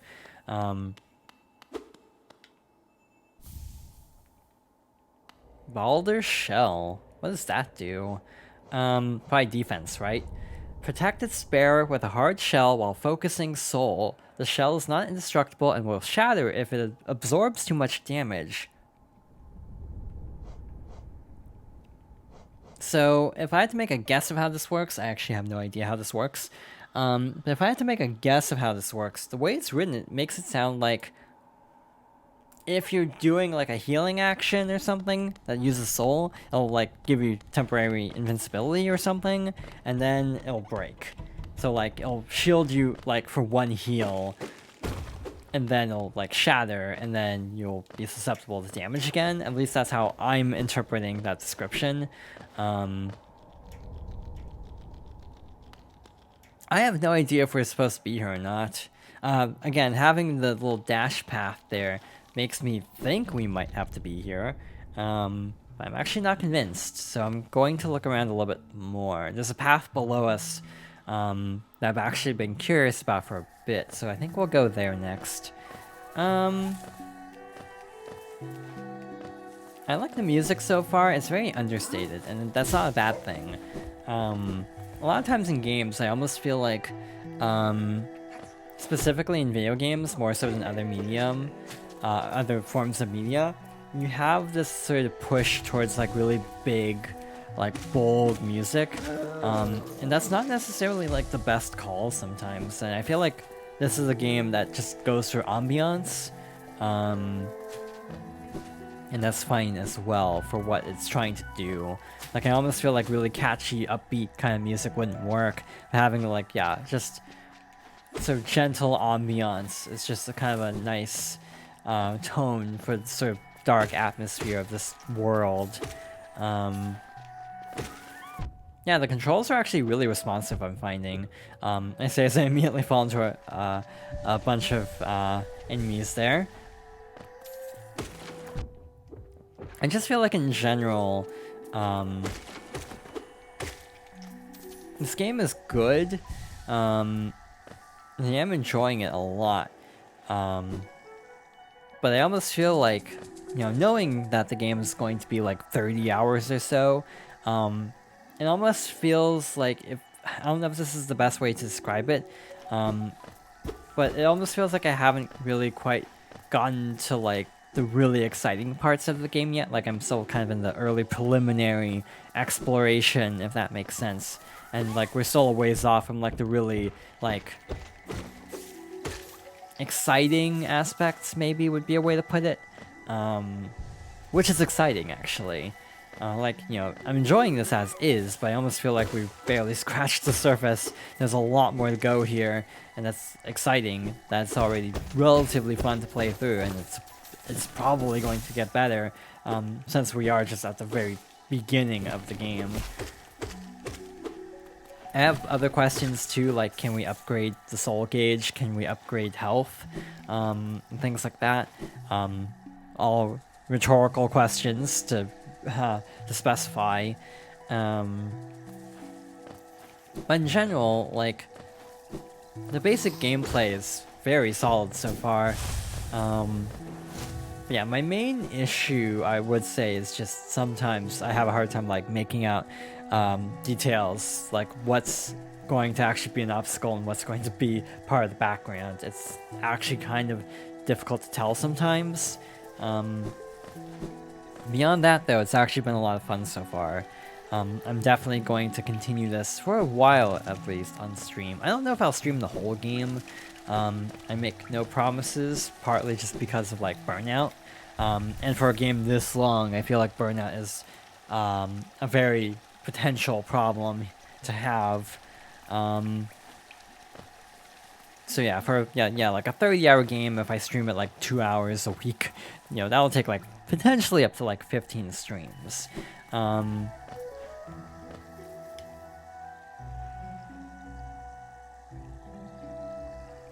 Where are we going?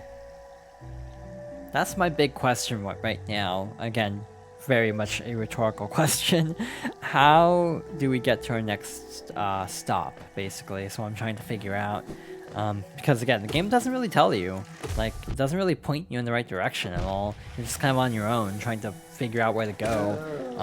Which again is both like exciting and also a little bit like disorienting a little bit. Having a dash is great though.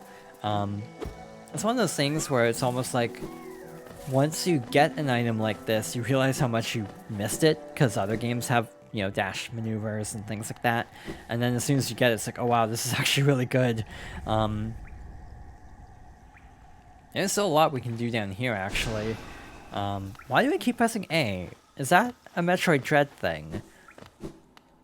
It might be a Metroid Dread thing. I'm trying to remember if, like, the phase shift was on A. I think it might have been. Yeah, I keep wanting to press A, and that's not the right thing. Metroid Dread was really fascinating because it's like one of the only games I can think of that basically uses like every single button on the controller for some separate action. It's honestly really like complicated in a way that I was not expecting from Metroid, even though Metroid is generally one of the tougher like Nintendo series. like less beginner-friendly Nintendo series. Yeah, the controls are so complicated in that game, and it was often a bit of a trial just remembering, oh yeah, I have that move. I'm pretty sure I even got to like the final boss, and like struggled for a bit, and then looked up how to defeat the final boss, and part of it was I was actually forgetting I had a specific move that would have made the fight a lot easier. Things like that. But yeah, that was like my favorite game of last year. It's almost one of those where I kind of feel like 2021 was a weird year for games because it, like, as much as I enjoyed like every game I played, basically to varying degrees that came out last year, not a lot really like hugely stood out. Like, even a lot of the games I enjoyed last year were still just like, 8 out of 10 kind of games, not like, best game ever material. Just like, this was pretty good kind of a thing. Pale thing, you wear that nail with ease. If you're in search of combat, you'll find no great warriors in this decaying burrow. I've heard an arena exists somewhere below, one built for our like. Meet me there and we'll test what skills you possess. I'll be heading down soon. Come and find me if you dare. Alright, so a combat arena. You there, why are you skulking about in the shadows? Yes, your eyes do not deceive you. I am Zote the Mighty, a knight of great renown. Tremble before me. While you are hiding here in your dingy little village, I ventured into the dark pit below us and slew a great beast that had sharp mandibles and atrocious manners. Yes, all glory to me, but I don't have time for your adulation. I must rest and prepare for my next journey down. Already developing an interesting assortment of supporting cast. Did you visit that temple? A strange building, I've heard, though I'd never dare to journey myself. The braver among us once went there to pray, said they felt at peace within the walls. After a while, they stopped going. I wonder what changed.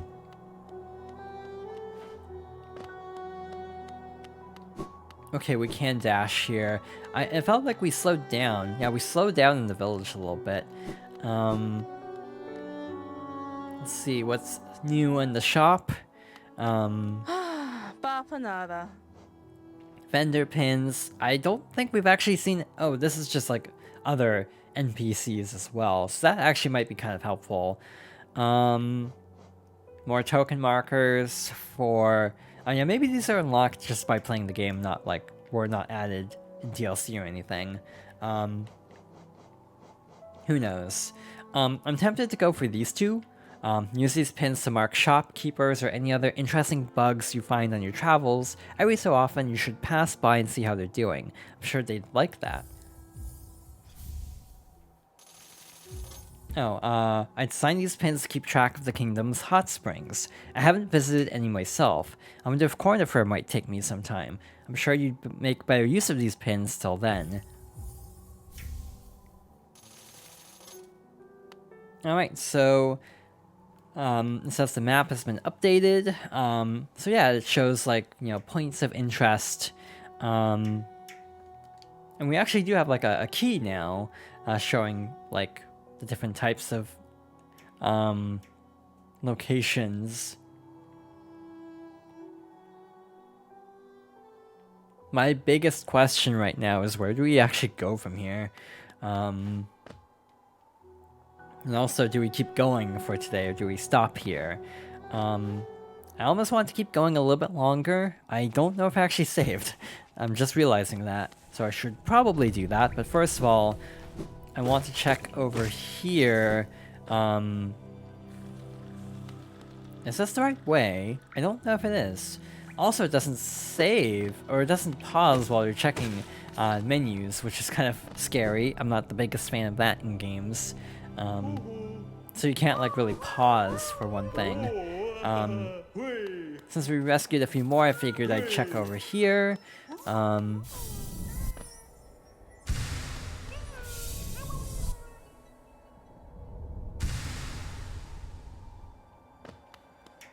Alright, I don't know what that was. It looks like there are 4 shards to something to collect. I'm sure more will gradually unlock as we rescue more of them. Yeah, I was not expecting that. I was expecting like a pin or something, or like a charm that would like help, not like a full-blown like collectible. Yeah, there's a lot of mysteries in this game, and I'm enjoying that aspect of genuinely not knowing what entirely is going on here. Like, this is like the least knowledge I've had when going into a game in a while, actually. A lot of times I actually look up things about games just to see if they'd appeal to me. But Hollow Knight's one of those games where it's like, I'd only seen like a very small portion of this game, and most of my interest in it was because of word of mouth. You know, people really hyping up this game for extended periods of time. You know, for the past like 5 years or so. But like personally, I had not experienced much of it. I hadn't seen much of it, to the point where, yeah, a lot of this is new to me. I don't even know what's going on half the time. Like right now, I genuinely have zero idea of where to go next. My 2 theories are there's another path in here in the crossroads that'll eventually connect to where we need to go. My other theory is in the other area, the green path. There might be some more things to see there. I kind of want to start here though. Just, I don't know, I feel like there might be stuff hidden here. Maybe not even stuff that we can do yet, actually. Oh yeah, this is why we got stuck here. Because we can't go down that lower path yet. It looks like that can break. It's just a matter of how do we break it. We'll probably get some downward like attack at some point, but yeah, we don't have anything to get through there yet. Yeah, it's also part of the reason why, and frankly, I'm more interested in like sort of Zelda-like games and like platformers nowadays. Even though I still really like platformers, this is the genre I grew up with, basically. I don't like this. I'm heading over over here, because that is definitely some place that we are not supposed to go yet, just based on how dark it is. Basically, like, Tunic also kind of has a similar energy to it from what I've seen, where it's designed to be somewhat open-ended, where, like, you're not directly told at any point where you have to go, from what I've seen. You just kind of have to figure things out on your own.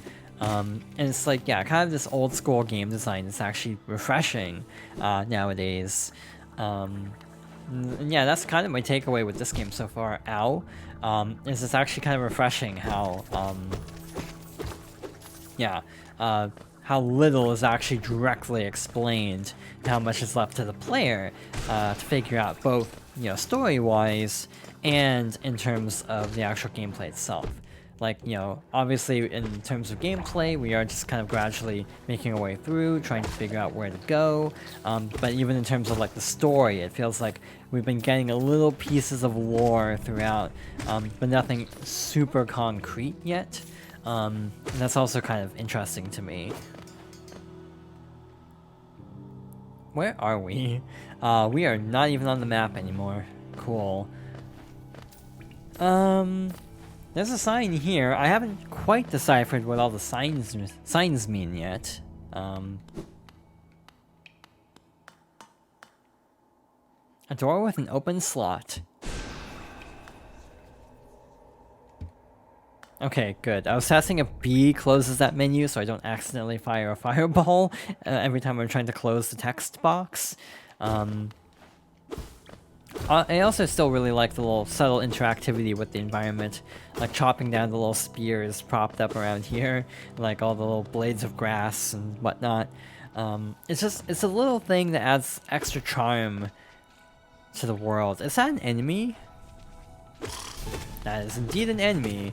I'm probably ill-equipped to actually fight this enemy at this point of the game, if I had to make a guess. Trying to heal didn't exactly work out. Oh yeah, I have a dash now. I should actually keep that in mind.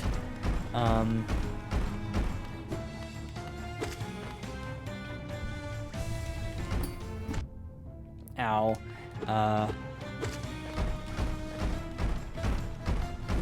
Dash all the way to the opposite side, heal quickly, and then keep dodging.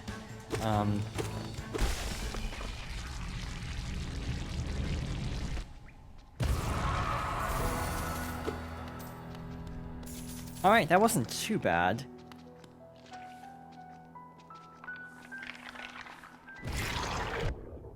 Okay, it's not over. I was like, what is happening? It's like, okay, cool. Neat. Well, that could have gone a little bit better, but we survived, so that's something. I'm really not a fan of accidentally dropping onto enemies from above. I definitely need to be a little bit more careful to not just, yeah, drop down with reckless abandon constantly. What is this place?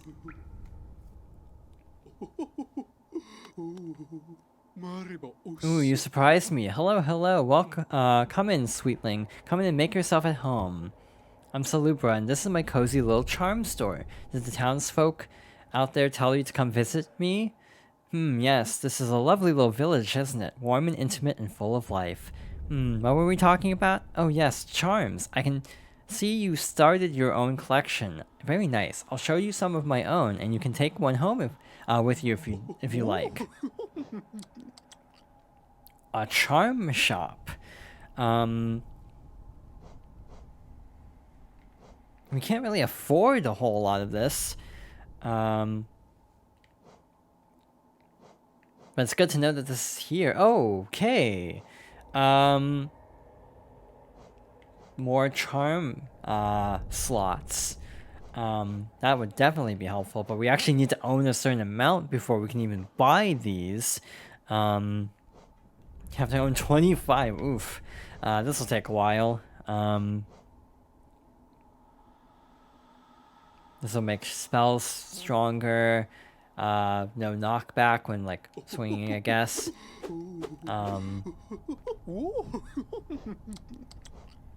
Long nail. The nail you wield is adorable, but do you sometimes feel it could be a little longer? So this is just increasing reach of attacks. This is, I don't know what this does. This charm seeps lifeblood and will certainly improve your constitution. Is that like defense? But yeah, this is almost sense of like, I don't even know what all these do, which is both interesting and also like slightly confusing. Like, which do I buy? Not that I can afford many of these anyway right now. But yeah, there's this sort of feeling like it's actually kind of cool not knowing what all this stuff does. Well, we should definitely save for one thing. See how much progress we actually made here. Forgotten Crossroads. So yeah, there's some pathway over there. Hello, welcome to the stream. Yeah, it's actually kind of nice not entirely knowing a whole lot about the game going in and managing to stay relatively spoiler-free, you know, all these years. So we're here. There's a path up there, but it's like not accessible, at least from what I can tell. I feel like it's over in the green path, which is where we need to go next. There's also a path directly to the left of us. I think I'll check that path really quickly, then I might call it there. I've been streaming for almost 2 hours now, which is about how long I normally stream. I definitely feel like I've made a decent amount of progress, considering I didn't know a whole lot going into this game.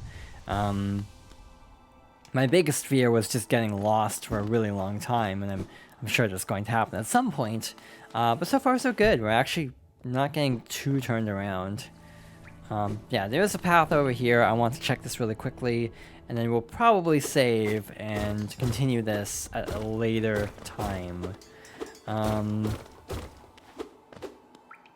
Alright, we have a little sign telling us to go this way. An elevator that we can't actually enter yet. So I'm guessing this is like a fast travel point to connect you to somewhere else, but we actually can't use it yet. So I guess we might as well mosey on back to a save point. And yeah, we'll try to continue this at some other time. But yeah, I'm really enjoying this so far. I think I'm enjoying it more than I thought I would, especially again, because I played a little bit of it on my own time and was a little bit turned around, to be honest, and struggling with the combat a little bit. And to be fair, I'm still struggling a little bit with the combat. Just again, muscle memory of other Metroidvanias kicking in, and I'm messing up inputs. But in general, I feel like I am enjoying this a lot. I guess we must have completed an entry or something, because an icon popped up at the bottom of bottom left of the screen. I don't know if I'll actually try to complete this game. Again, apparently this game is like long. So I might just go for like the base game completion and not worry about like 100%, just because I don't know how much that would add on to it. So yeah, I might not worry about all of the like the ins and outs of everything for the time being, and instead just focus on the main story, and then if I enjoy the game enough, maybe go through some of the extra stuff eventually. And Pale Thing, you use these old lines. Pathetic. A real warrior carries himself to combat. He has no need for such convenience.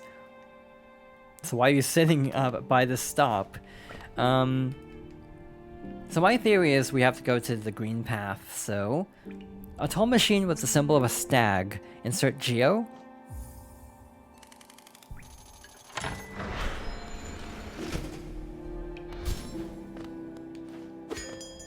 Alright, we can ring the bell, and now we have... Again, I'm guessing this is fast travel. Greetings, little one. It's been an age since I last heard the ringing of a station bell. It echoed down the stagways and called me to you. I've grown stiff and tired over these many years, and I've forgotten much, but the sound of the bell will always call me back. These stagways stretch the depths of Hallownest. If you want to travel them, hail me from the platform. I will take you where you need to go. Alright, so we can directly choose wherever we want to go. I thought I found one in the green path, but didn't activate it. Maybe I didn't activate it.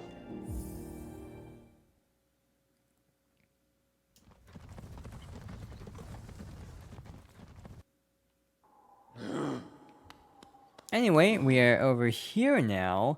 I don't think I've ever been in this little area, actually. Alright. Oh, maybe... Yeah, this is probably locked. This is the door that we could not go through. So yeah, we've unlocked the fast travel. I think that's what that was. Because I do remember seeing a locked door around here somewhere. So yeah, we will probably stream this again soon. I will probably take some time to... I'll try to... Yeah. We'll try to go through more of the green path next time and see if we can figure out where the heck we're going.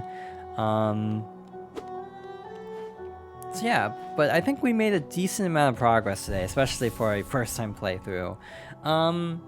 Yeah, I think that's going to do it for the stream. I hope everyone enjoyed, and we'll try to continue this sometime soon, hopefully. I still don't feel like I really have a streaming schedule per se, because I kind of just stream whenever I feel like it. But in general, I'm kind of aiming to stream like Sundays at the very least. So yeah, at the very latest, we'll probably try to continue this next Sunday, but I might stream this like earlier. We shall see. But in any case, I hope everyone enjoyed the stream. Thank you for watching. This was a lot of fun, and I'm looking forward to playing more of it very soon, if all goes well. But yeah, thank you for watching. Hope everyone has a good rest of your day, and a good week if I don't stream before then. And yeah, I will see everyone later.